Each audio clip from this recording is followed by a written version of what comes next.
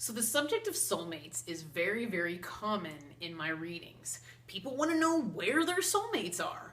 And I'm going to be completely honest with you. The other side has full control over when they bring your soulmate onto your path. They can have you meet at a party, a bar, a mutual friend introduction, what have you. So this is the video that the other side asked me to make, explaining to you how you can help them bring your soulmate forward and onto your path, okay? So their first request is for you to ask for what you want. What are you looking for in a soulmate? Write a list, make a dream journal, and write down a list of all the qualities that you want in somebody. Be greedy. Write down as many qualities as you want. Or go on Google and Google a bunch of images of your perfect soulmate. If they like to, maybe you want them to travel, so you have a suitcase and you stick that image on a big poster board, hang it above your desk. An image of a couple snuggling if it's important that they're affectionate. Create a collage of your dream relationship and hang it in your office or something. But they want you to ask for what you want and be very clear and fantasize what would your perfect relationship look like, feel like, etc. Because what you're doing is you're utilizing the law of attraction, because your thoughts and your emotions are energy and you're attracting that energy to you. So the other side wants you to put in your order. What do you want? And believe it or not, I have had a lot of people come back to me and say, Christine, it was weird.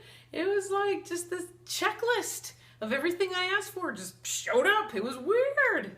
And so that's what they're saying is be very clear in what you want, because they will work hard to fulfill your request. You have to remember the other side can see all aspects of your soul and all aspects of everyone else's soul. So they know who your perfect match is on a soul level. They can bring people forward that have, similar personalities, similar sense of humor, common interests, the important things that, matter to you. They can see all aspects of your soul. So they have the power to do that. So just know that, okay? So, and then number 2, this is really important to them. They just said, work with us. Here's what they're worried about. They are worried about compatibility. If they bring somebody forward, they have to make sure you two are going to get along. If your soulmate, we'll say, he just got a promotion and then you just broke up with somebody, you're crabby pants and he's on cloud 9. So you meet, not going to get along. You're not like on the same page. Maybe you're so crabby that you're going to be kind of turned inward at the bar and just be like, oh, I don't want to talk to anybody. Maybe you won't be in the mood. You won't have that light in your eyes and you won't have that sparkle that will attract him to you at that point in your life. Timing is everything. So they have to be very careful when they bring you two together. They got to make sure you two are going to get along. They got to make sure you guys are both single. Well, that doesn't always happen. In an ideal world, you guys are both single, obviously. Okay, so the first thing that they're saying as far as working with them is they're just saying appearance. They said we're not trying to be superficial or anything, but it's, the harsh reality. Physical attraction, chemistry, appearance. Take care of yourself. Are you really looking your best? And are you taking a comprehensive approach to wellness and health? Just being healthy. Just taking care of yourself. Eating healthy, exercising, drinking a lot of water, vitamins, whatever. Just take a comprehensive approach to your appearance. They're not asking anybody to fit into this box or, cater to the social pressure to look perfect, but just take care of yourself and be healthy. Okay? Now, another thing that's a really big deal for them is career. Are you happy in your job? Are you pursuing heart-focused work? Or are you completely in your head? I love to use litigators as an example, because litigators have to walk into a courtroom and perform and do that verbal sparring all the time and keep that wall up and be really fast on their feet. And it's hard, to have an open heart and bring that wall down when, you're constantly in your head, because you constantly have to be in your head and on guard. So that's what I wanted to ask you is your career allowing you to be in touch with your feelings, to have that open heart for when you go on a date? Back when I was a marketing executive, I did have a guy say, Christine, I'm just trying to get to know you here. I don't need your resume. And it's because I was so used to having to sell people and impress people, with my credentials and stuff, that when I was on a date with somebody, it was difficult for me to turn off that business mind. So just to let you know, is your career stressing you out or making you sad or reducing your sparkle? Because if it is going to affect your personal life. I've done several readings where the spirit guides came forward and said, we'll bring her soulmate forward when she switches jobs. Because right now, they're not going to get along at all. Because when you switch careers, your spirit follows. Take me, for example. The car that I drove used to look like Darth Vader. Now I drive a little white Beetle. I used to wear blazers. Now I wear these frilly dresses with all this jewelry. I wear flowers in my hair. I've become a lot more feminine now that I switched careers.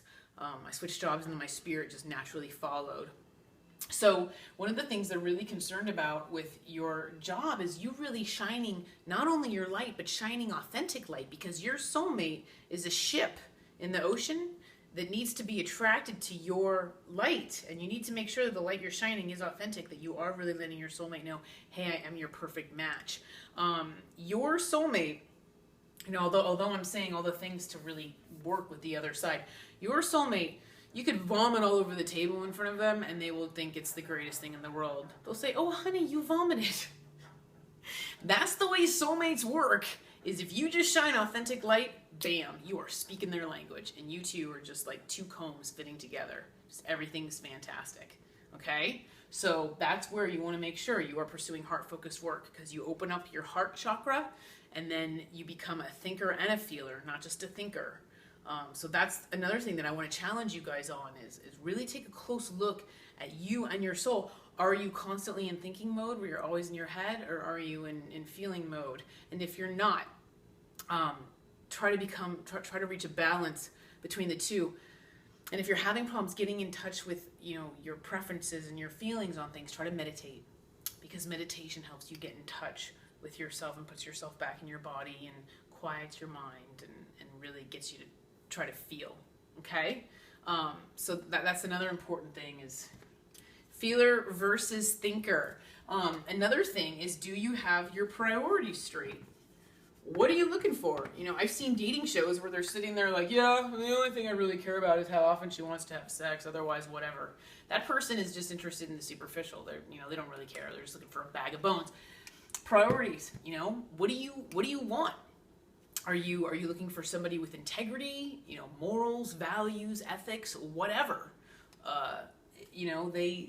They want you to just write down a list of your priorities, like what matters to me, okay? Because that's part of asking for what you want. Keep your eyes open and be aware of red flags. They want you to keep your eyes and ears open while you're on a date.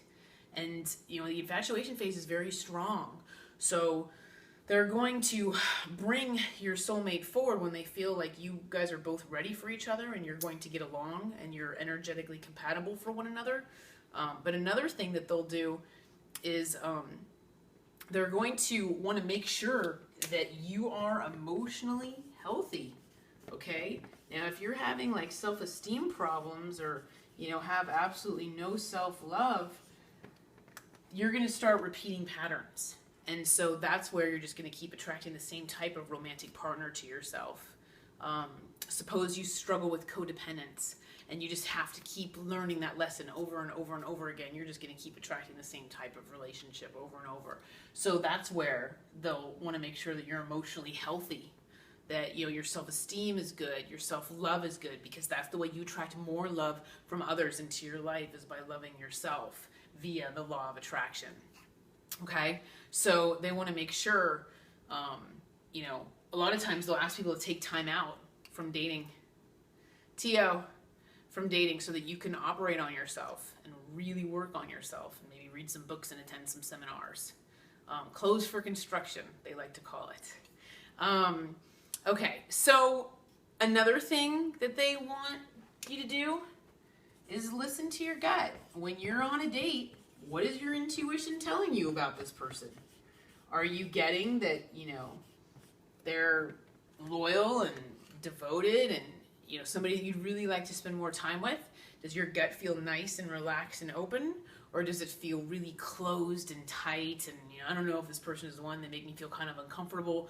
Do they listen to you? Do they ask thought-provoking questions? Do they answer your questions, to your liking? You'll really kind of slow down and listen to your gut, because the infatuation phase is very strong. So the other side is asking you to keep your eyes and ears open. Your gut is your spirit guides, just so you know. There's intelligence behind the opening and closing. That's not the cheese on your pizza telling you who your soulmate is. That is your spirit guides. So they just want to make sure you're paying attention to those little signals while you're on a date. Okay? So just to let you know, this is how the other side is asking you to work with them. And they really do want to bring love onto your path, and they really do want to bring your soulmate forward. And so all they're asking you for is just a little bit of help so they can do their job. In the meantime, take care and be well. Thank you.